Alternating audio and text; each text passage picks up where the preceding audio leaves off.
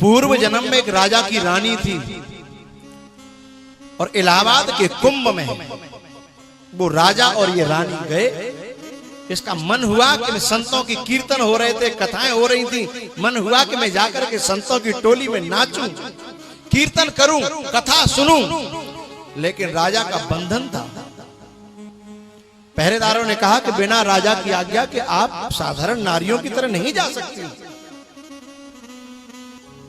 इसने कहा कि मैं राजा से प्रार्थना करूंगी, बुला के लाओ। राजा बुलाए गए, प्रार्थना करी तो राजा ने कहा हम लोग साधारण मनुष्य नहीं है, हम लोग विशिष्ट हैं, ऐसे कहीं भी नहीं जा सकते। रोक लगा दी। बेचारी मन को मार के रह गई। लेकिन मन को तो मार लिया, लेकिन भक्ति कम नहीं हुई, भक्ति और ज्यादा प्रबल हो गई। क्योंकि जब भक्तों को जितना रोका जाता है उनकी भक्ति उतनी ही ज्यादा बढ़ती चली जाती है।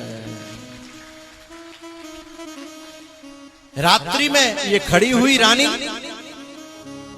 और मां गंगा के किनारे जाकर के प्रार्थना करती है, हे गंगा मां, जो रानी पद मुझे संतों के साथ बैठने से रोकता हो, जो रानी पद मुझे भजन कीर्तन कथा सुनने करने से रोकता हो, ऐसे पद का मैं परित्याग करती हूं। और ये पद जब तक नहीं छूटेगा, जब तक ये देह नहीं छूटेगी, हे मां गंगा मुझे अपनी शरण में लेकर के और अगली बार ऐसे परिवार में जन्म देना कि मैं संतों में गा सकूं, नाच सकूं, कीर्तन कर सकूं और संतों की सेवा कर सकूं।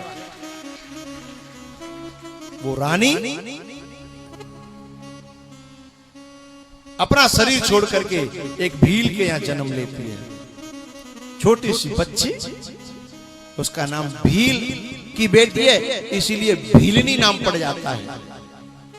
भील की बेटी है इसलिए उसका नाम भीलनी पड़ जाता है।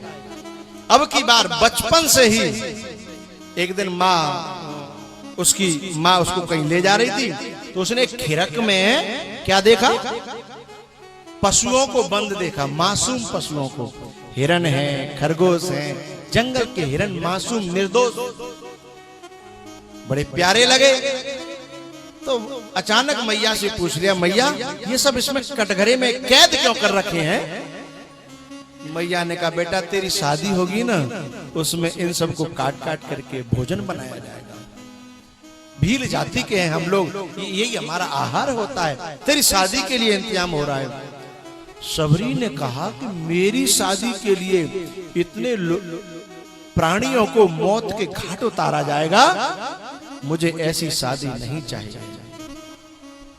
रात्रि में ही चुपचाप उठी और उन सारे प्राणियों से क्षमा याचना की कि मेरे कारण तुम्हें इतने दिन कटघरे में बंद रखा गया, जेल की गई आपकी, मैं अपराधी हूं, मुझे क्षमा करना। और दरवाजा खोल करके कहा, अब आप जाओ, स्वतंत्र विचरण करो, क्योंकि मेरी शादी होगी ही नहीं और तुम्हें जीवन दान मिल जाएगा। रात्रि में बिना ये सोचे निकल गई कि कहां रहना है, कहां जाना है, कहां खाना है।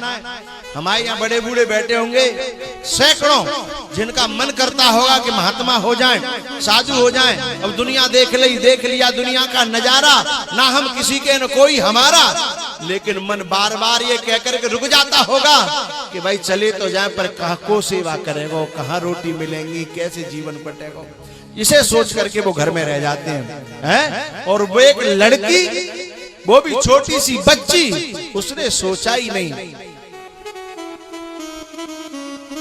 क्यों?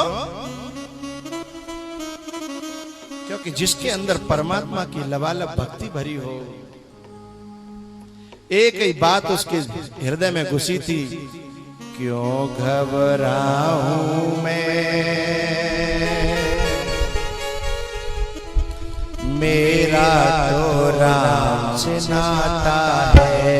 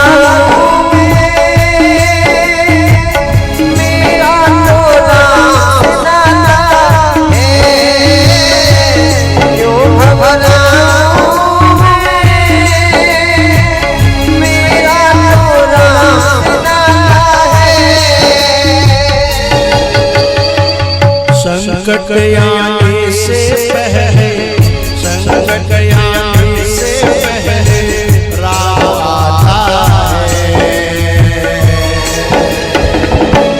क्यों घबराऊं मैं,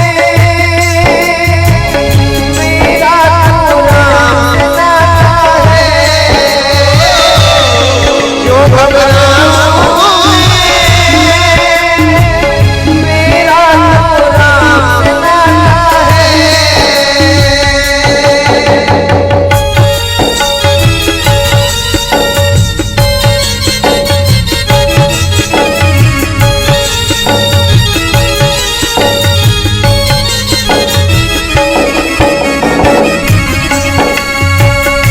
के बादल जब जब बरसाते, राम नाम लेते ही छछ जाते। दुख के बादल जब जब बरसाते, राम नाम लेते ही छछ जाते।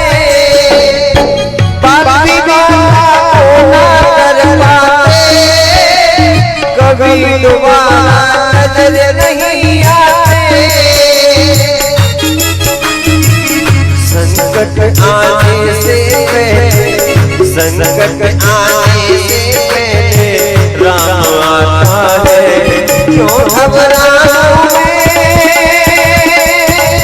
मेरा तो राम आता है। क्यों घबराऊं मैं,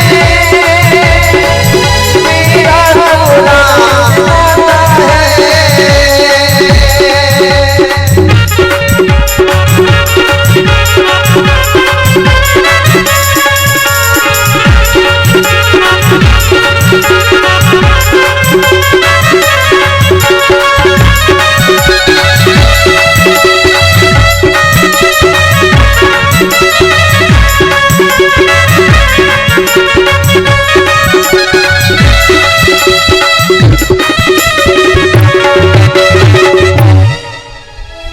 मेरे लिए जीवन गाड़ी राम चलाता है।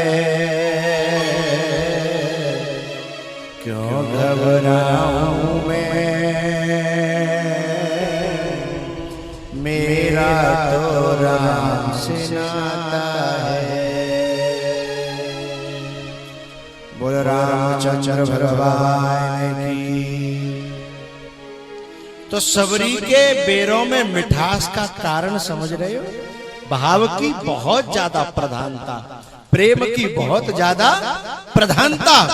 बात लौट करके कौशल्या के भवन में आई और वहां से मैं लौट रहा हूं श्रीमद् भागवत में। कहा? जहां भगवान ये कहते हैं कि माँ, जो गोपियों के हाथ में मिठास है वो तेरे हाथ में नहीं है।